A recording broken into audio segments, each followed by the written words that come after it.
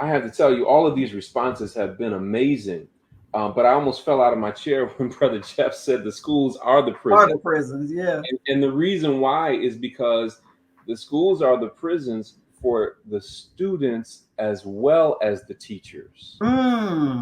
Just like a prison is a prison for the inmate and the guard. Consider this now. And I just wrote a piece that came out 2 weeks ago on August 17th in the Washington Post, where I shared my experiences as a public school teacher. So like many of my colleagues on the panel here, my classroom was the site of my activism. Yes. And my years, and I'm in my 30th year in education, 14 as a public school teacher. The vast majority of my challenges in education were not with students. It was with teachers. I'm sorry, not with teachers, but with adults in general, those that were in leadership positions.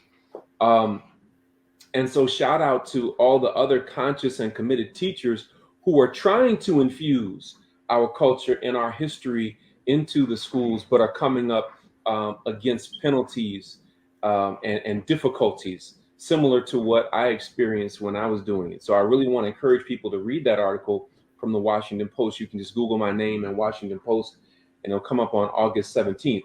Make no mistake about it, while Florida is getting most of the press, this is happening everywhere. Yeah. Nationwide.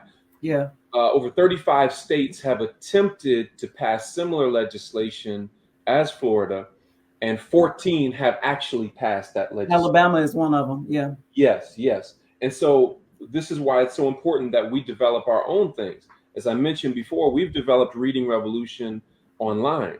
You can check it out at readingrevolution.org. But again, going back to something that Brother Jeff said when he talked about grade levels, that was not our invention. That was somebody else's invention. When we developed Reading Revolution online, we ran into a challenge dealing with grade levels, because as we began to market it to school districts, we would be asked, okay, well, what grade level is this for? So then we would share a reading selection with them, and I would ask them, guess what grade level, guess what Lexile score this reading passage got? And they would say, well, this sounds like something that's 4th or 5th grade. But when we ran the Lexile score, it was 7th, 8th, or 9th grade. Wow. Meaning our standards and what our children are capable of is so much higher than the way that they rate these different reading passages. Why we have to be the ones in control of the narrative.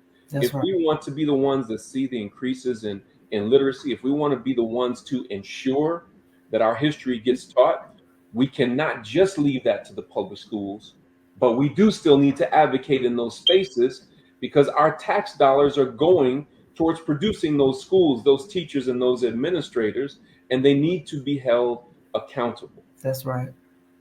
That's right.